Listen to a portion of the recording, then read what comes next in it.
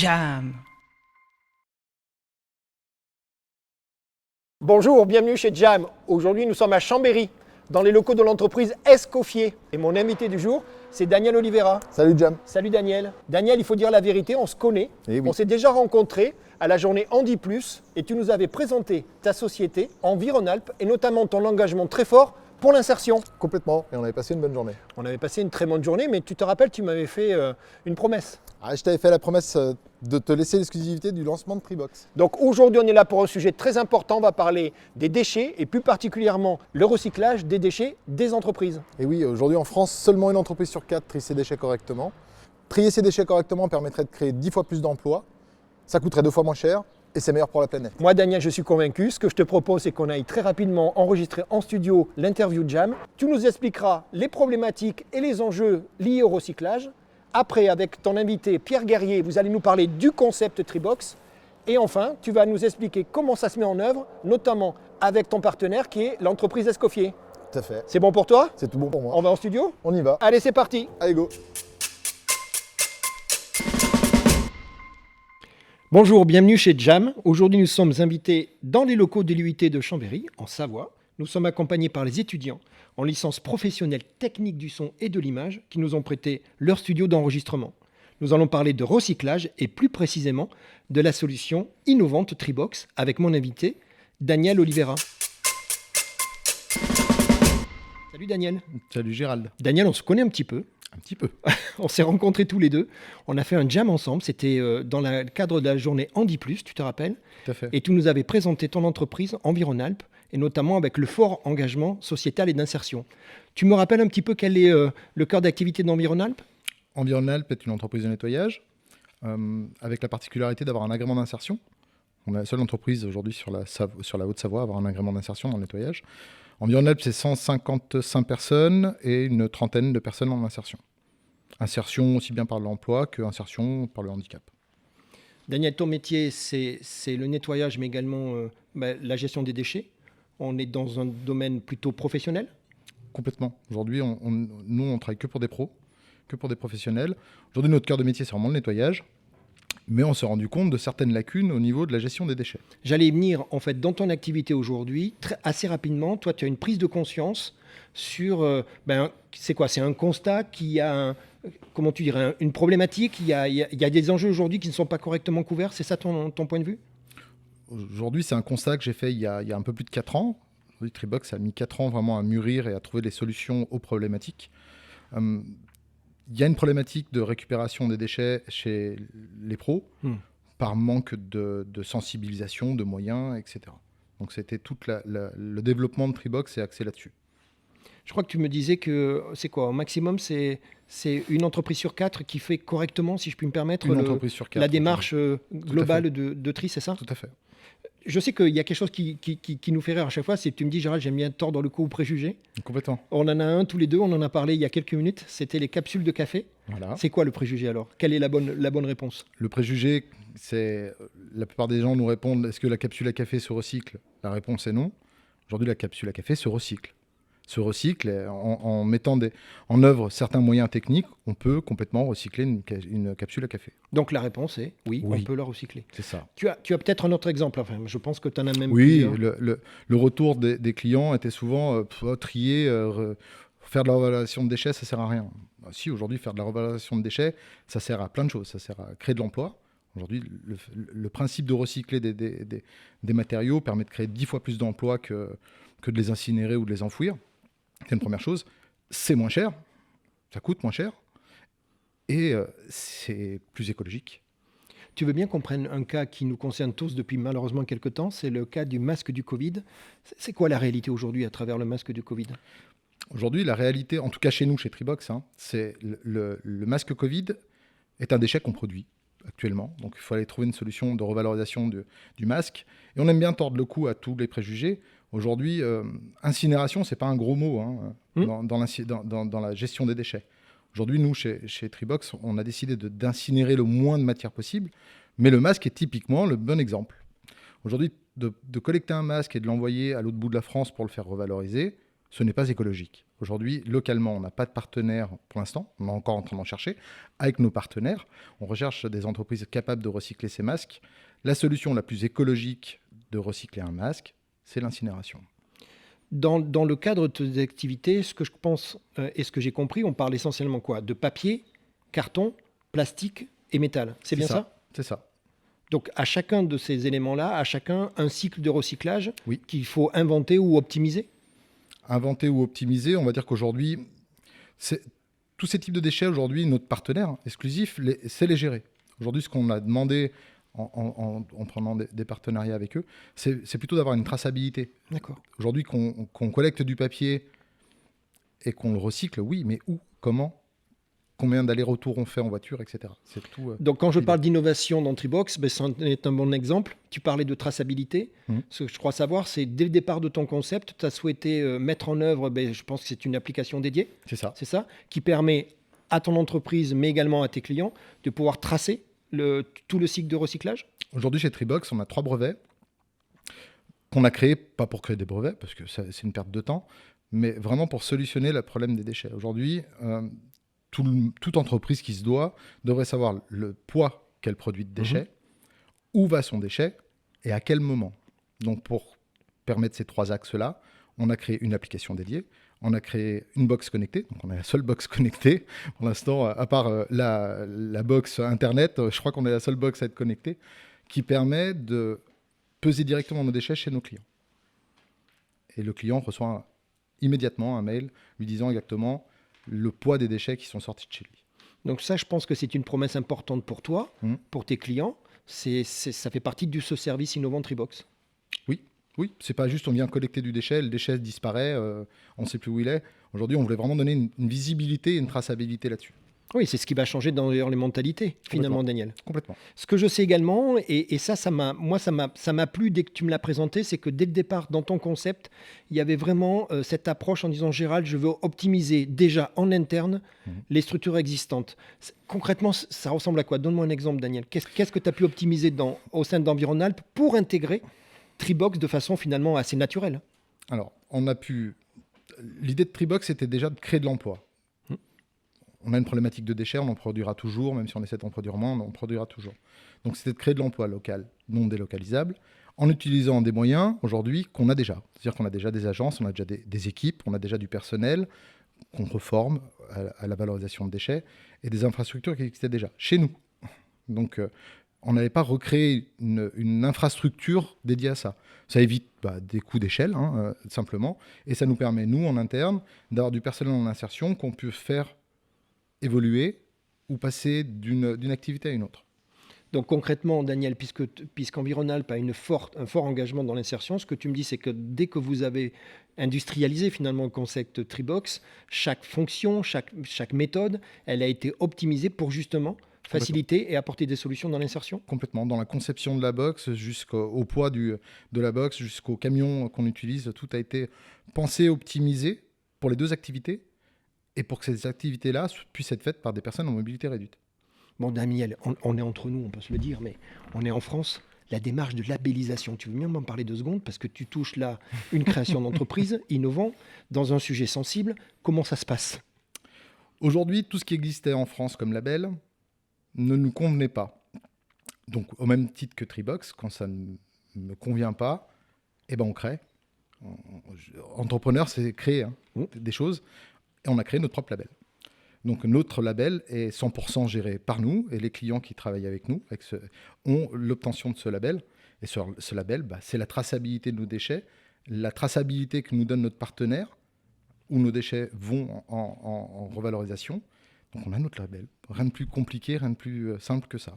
Donc si je résume, si tu veux bien, la problématique, elle était évidente pour toi depuis quelque temps, au fur et à mesure du développement d'Environalp, d'accord ? J'imagine que c'est une longue réflexion, on va y revenir dans l'acte 2, qui permet à un moment d'arriver à une solution, ou du moins un concept. Un concept. C'est ça. De mémoire, si je ne me trompe pas, il y a un nom de code. Oui.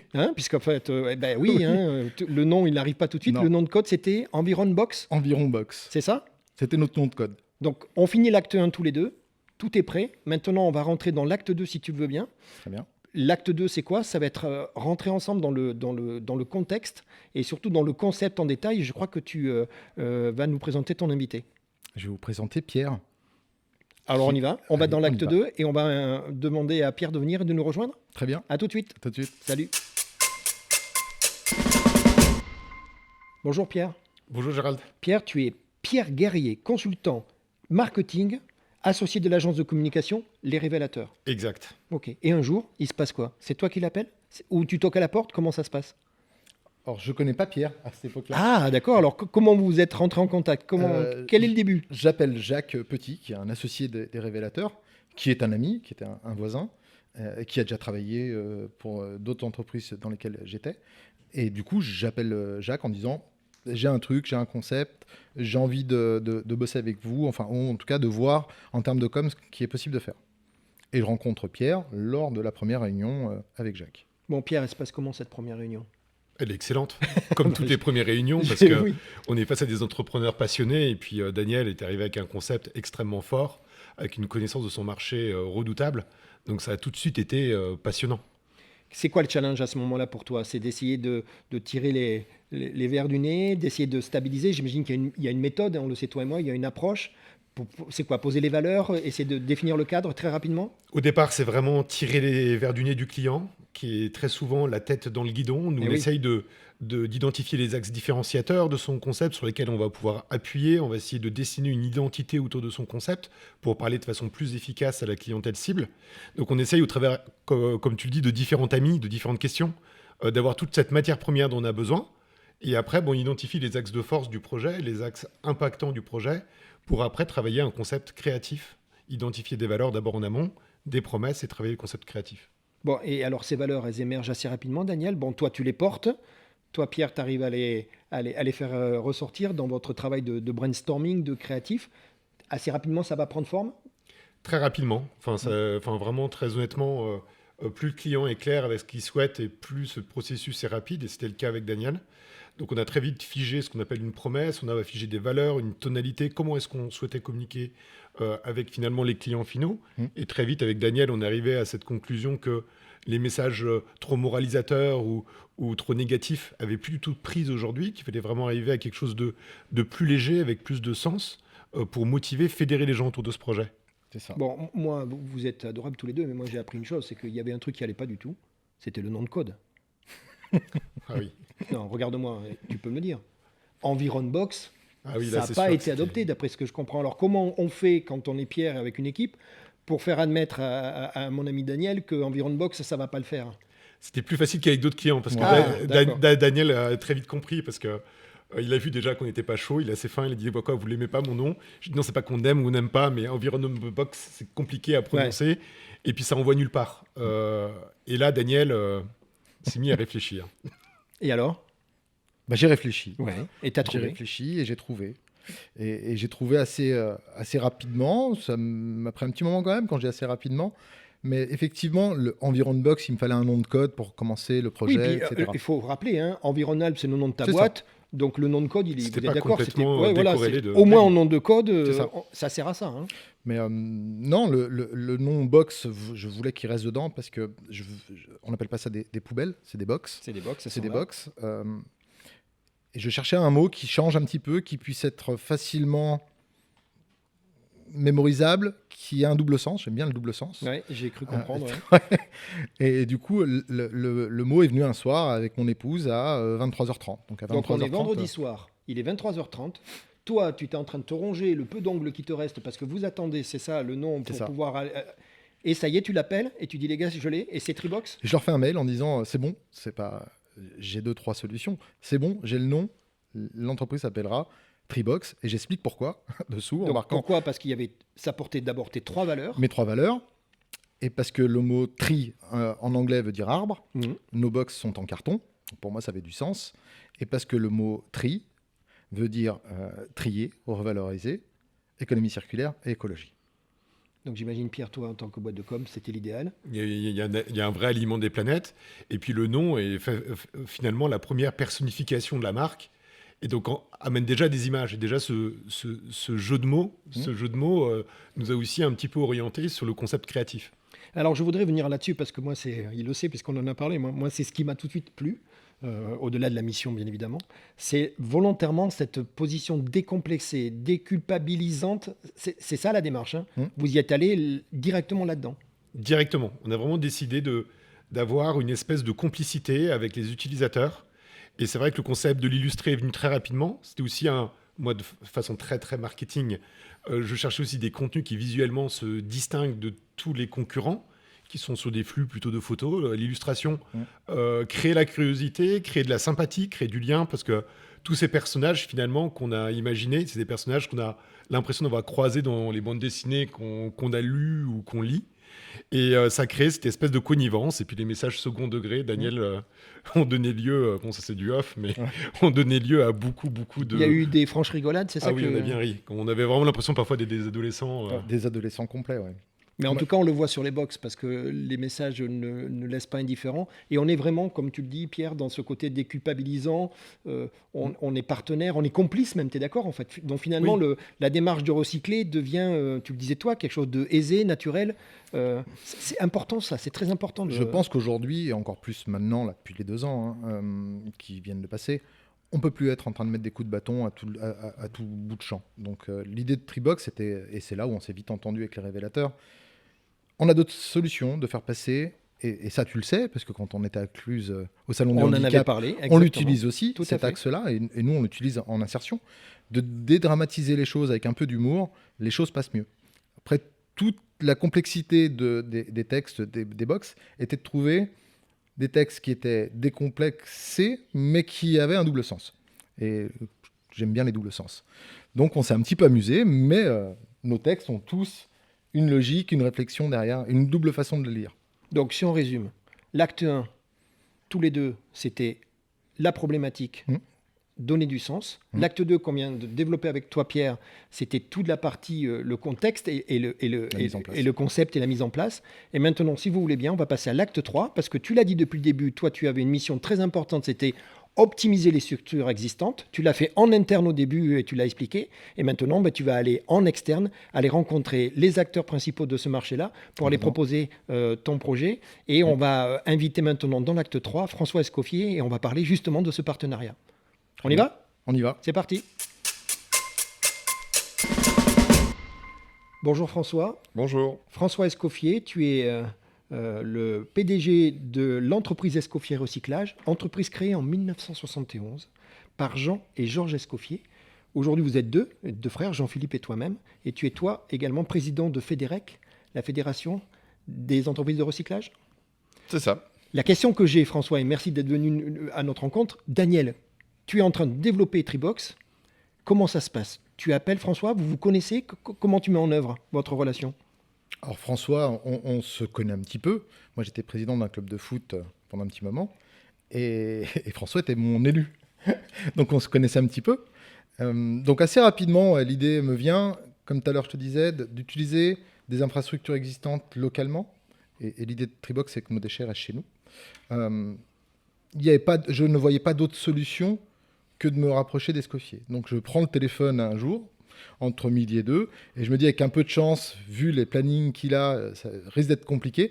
Eh ben non, je suis surpris, il répond tout de suite, il me dit « Salut, comment tu vas ?» Il se souvient de qui je suis. Je lui explique le projet en un petit quart d'heure, donc je prends un quart d'heure de son temps. Et là, quand je finis mon projet, je me dis, ça va être le vrai moment de décision où il me dit « Écoute, t'es gentil mon grand, mais ça marche pas. » Et bah, pas du tout. Pas du tout. Donc il a été très agréable. Et puis il me dit, écoute, Daniel, ton projet me paraît super intéressant. Appelle au bureau, prends rendez-vous avec mes équipes. Tu demandes à telle personne, on y va. Donc François, le rendez-vous a lieu, j'imagine, et il se passe. Et alors toi, c'était quoi ? Qu'est-ce que tu avais ressenti derrière ce projet ? Ça apportait des solutions ? Ça apportait quelque chose qui parlait à l'entreprise Escoffier ? Alors, nous, on est une entreprise structurée dans le traitement, dans le tri. Et en fait, quand je reçois l'appel de Daniel, la première des choses que je me suis dit, c'est quand même le plus malin celui-là. J'étais en train de manger ma pizza et j'ai trouvé que la pizza était bonne. Je n'ai pas eu de problème pour la finir. Et j'ai trouvé l'idée était brillante. Pourquoi ? Parce que nous, on ne sait pas tout faire, on ne peut pas tout faire, on n'a pas de volonté hégémonique et aux endroits, nous, on développe de l'excellence dans le domaine du tri, de la haute technologie, de la haute performance. Et à un moment donné, on a des faiblesses ou des zones sur lesquelles on y va peu, on y va pour rendre service. Notamment, une de mes convictions, c'est l'offre globale. Nous, nos clients, nos fournisseurs, nous sélectionnent bien souvent, puisque Escoffier, c'est l'entreprise qui a le plus travaillé sur l'allongement de gamme. C'est-à-dire, quand on parlait tout à l'heure de la capsule Nespresso, la capsule de café, puisqu'on ne cite pas de marque, c'est quelque chose qu'on a inventorié depuis très longtemps. Par contre, ce n'est pas parce qu'on l'a inventorié qu'on a trouvé la bonne solution pour la collecter. Moi, ce qui m'a surtout paru complémentaire, c'est que lui, il est capable d'aller aux endroits où Escoffier ne sait pas aller. D'accord. Voilà. Clairement, nous, sur les sociétés industrielles, on est plutôt bien placés et on peut l'emmener aussi. Et lui, sur tout ce qui est service, il est beaucoup plus fort que nous. Voilà. Nous, on n'est pas capable, on ne sait pas gérer en direct une équipe d'insertion, des circuits courts. On est plutôt dans l'étape d'après, quelqu'un qui a fait son parcours d'insertion, soit avec un prestataire de l'entreprise, soit via un sous-traitant. Il peut tout à fait rentrer dans notre schéma à un moment donné. Donc moi, j'ai trouvé que notre idée était complémentaire. Puis Daniel, je le connais, c'est un garçon sympathique. On est voisins. Ça va quand même mieux de faire des affaires avec ses voisins qu'avec des gens qui sont très loin, qu'on connaît peu. On sait qui possède le capital. On sait les relations qu'on peut avoir. Et puis, c'est la pertinence. Parce que moi, chaque fois que je l'ai vu, il citait tout à l'heure l'exemple du football, c'est plutôt quelqu'un qui va droit au but, qui est simple, pas trop le farfelu, et qui a plutôt tendance à mettre le ballon en lucarne. Donc là, moi, j'ai tout de suite été rassuré. Le retour de mes équipes, il a été excellent. Oui, parce que j'imagine que tu as après partagé ça avec tes équipes, Bien sûr. avec tous les experts de tous ces métiers. Bien Donc sûr. le retour, tu disais, il est bon ? Excellent. Et puis, troisième sujet, en fait, mes équipes, elles sont tout de suite réfractaires. Première idée, en disant, tiens, c'est encore un copain à François. On n'est pas sûr que ça va marcher. D'accord. Bon, on le reçoit. Mais ils sont sortis enthousiastes et emballés.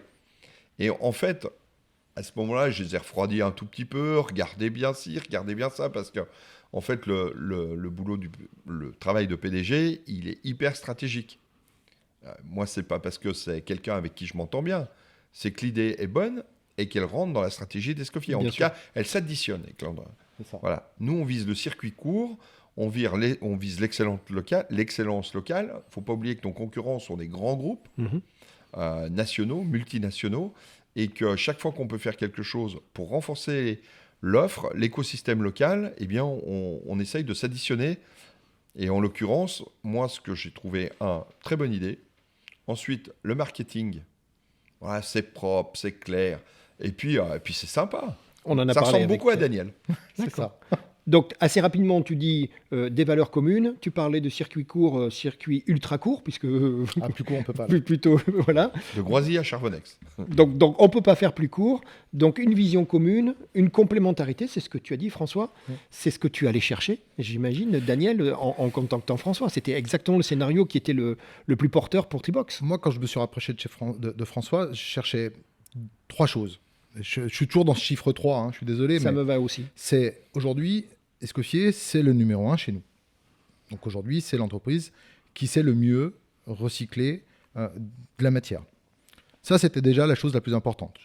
Hors de question que notre matière, sur le concept, elle aille à Lyon, elle aille à Grenoble, etc. Deuxième chose, son implantation. Aujourd'hui, Escoffier, c'est de l'implantation locale partout. Aux mêmes choses, on a la même valeur. Nous, aujourd'hui, on vit en Alpes, on s'installe au plus proche de nos clients. Donc l'idée de travailler avec des éléments communs et des valeurs communes, pour moi, elles étaient obligatoires. Et le numéro 2, c'est que si jamais je veux devenir leader du marché du déchet en entreprise localement, il faut travailler avec le meilleur. Donc voilà, donc mes 3 axes, ils étaient là. Donc en mettant notre savoir-faire, et François l'a bien dit, ils savent très bien faire certaines choses. Nous, on était déjà clients chez eux sur nos déchets. Il y avait un trou dans la raquette, On retombe sur l'étape 1. Comment est-ce qu'on bouge ce trou ? Le développement de Tribox, les 4 ans de réflexion, la meilleure façon possible de le faire, ça pouvait que faire une équipe gagnante. Donc aujourd'hui, François, concrètement, ce partenariat, cette mise en avant est en route, j'imagine. Vous êtes en train de peaufiner, j'imagine, tous les détails. Les équipes sont maintenant motivées, tu me l'as dit. Elles ont cherché, mais elles n'ont pas trouvé de faille. Donc le projet, il est assez solide et sérieux, tu le disais toi-même. C'est parti, votre partenariat est lancé. Vous allez pouvoir être complémentaires dans la collecte, notamment des déchets. Bon, là, les choses sont bien faites. Le produit est bien monté. Moi, je suis très sensible à la décarbonation de nos activités. Parce qu'on ne fait pas de l'environnement pour dire de faire de l'environnement. Nous, on est obligé d'en vivre, c'est un travail chez nous. Mais à côté de ça, si on se développe autant, parce qu'on a les technologies, mais les technologies, on les acquiert dans quelle direction ? Amélioration de la performance de tri, aller chercher le petit détail, améliorer, affiner le tri, faire de la R&D sur l'incorporation des matières premières issues du recyclage. Parce que trier pour trier, ça intéresse personne. Ce qu'il faut, c'est s'inscrire dans une économie circulaire, dans un cercle vertueux, qui fait que, on ne multiplie pas le nombre de véhicules sur les routes. Ça me paraît être un sujet sensible, en tout cas pour les Savoies, ça l'est. Nous, si on est présent dans chacun des bassins de vie des deux Savoies, c'est justement pour éviter de multiplier les camions et les poids lourds sur les routes. C'est mutualiser aussi les actions en commune. Si lui est présent sur un site pour l'opération de nettoyage, l'additionner avec l'opération de recyclage, c'est quand même un peu plus simple que moi, je me déplace exclusivement pour le recyclage pour des petites quantités. Donc là-dessus, je pense qu'on a trouvé des bons équilibres. C'est très classique ce que je vais vous dire, mais c'est totalement gagnant-gagnant. Et puis, c'est des relations équilibrées, quoi. On n'est pas là pour... Voilà, on est là pour lancer un projet. Nous, on accompagne sur notre savoir-faire. Lui développe sur son savoir-faire, parce que l'idée, c'est la sienne, c'est pas la mienne. Nous, on a eu des réflexions autour de ça. On n'est pas arrivé sur ce sujet-là à un niveau aussi bon. Je le dis, c'est pas souvent que je dis qu'on n'est pas arrivé à atteindre un objectif très ambitieux, mais là, Daniel avait plutôt mieux cerné la problématique que nous, et qu'aujourd'hui, moi, je suis très satisfait. Parce qu'on a toujours eu des bonnes relations, mais surtout, ça a vraiment du sens, et c'est intéressant, et ça donne une belle perspective sur les valeurs environnementales. C'est un peu le nom de son entreprise est très connecté à ce mot environnement, sur l'économie circulaire, sur qu'est-ce qu'on va faire des produits. J'ajoute qu'en sortie, tous ces produits-là trouvent leur place dans les circuits courts. Nous, on a toujours préféré choisir, même si l'économie réelle du marché était peut-être pas extrêmement favorable, on a préféré choisir des filières françaises qu'à des filières asiatiques. On n'est pas allé en Chine, on n'est pas allé en Inde, on n'est pas allé au Pakistan, même si le marché y était plus porteur. On a gardé, j'allais dire, la satisfaction du besoin national, 2, les pays limitrophes, pas oublier les Savoies. On n'est pas très loin. L'Italie fait partie quand même de notre jardin, en tout cas c'est le jardin du voisin, et on n'est pas allé chercher ce qu'on avait chez nous pour dire de gagner un tout petit peu plus et puis dégrader le bilan carbone de nos activités. François Escoffier, c'est une entreprise, on le disait, en perpétuelle évolution. Aujourd'hui, on parle de 450 collaborateurs. On disait tout à l'heure, cette couverture de Deux-Savoies, aujourd'hui, c'est 13 sites sur les Deux-Savoies. Et puis moi, j'aimerais bien que tu me parles d'un projet, parce que j'ai trouvé ça extraordinaire. Il y a un projet en cours qui s'appelle Fair West, où là, on est en train d'utiliser l'intelligence artificielle, un mot dont on parle tous les jours, complète et robotique pour justement... la qualité du traitement des déchets. Là, c'est un gros projet pour l'évolution de ton entreprise.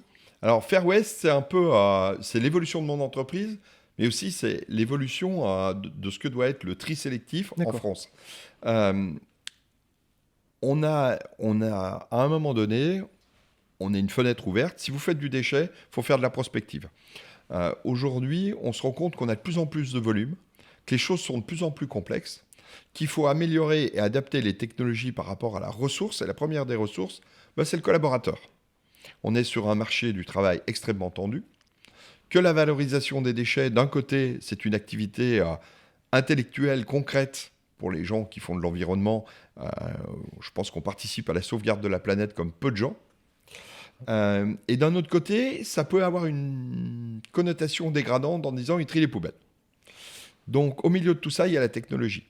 Et j'allais dire, la haute technologie, la très haute technologie nous a toujours intéressés. On a un certain nombre d'ingénieurs, plutôt une moyenne d'ingénieurs largement supérieure à la moyenne des sociétés qui pratiquent mon métier. Et donc, on a choisi de réfléchir au centre de tri du futur. Donc, on a créé ce projet qui s'appelle Fair West, qui est en tête des projets du comité stratégique de filière valorisation des déchets en France.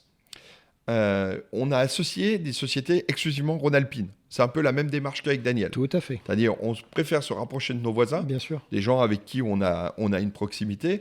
Et le premier des noms que je vais vous citer, c'est Stobli.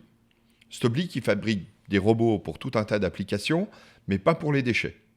Et donc, demain matin, les robots Stobli, si on arrive au bout de ce projet-là, pour le tri des déchets industriels banals, la valorisation de ces déchets-là dans les filières matières, mais aussi la valorisation de ces déchets-là en énergie de demain, combustible solide de récupération, qui va alimenter des piscines, des chaufferies, des sites industriels. On aura une économie qui profitera à tous les Rhône-Alpins, à toutes ces entreprises rhône-alpines, et puis qui sera le centre de tri qui sera construit partout en France, partout en Europe, par rapport à ce modèle qui sera né j'allais dire, entre Groisy, Villers-Peloux et la Savoie, la Haute-Savoie, et puis Rhône-Alpes.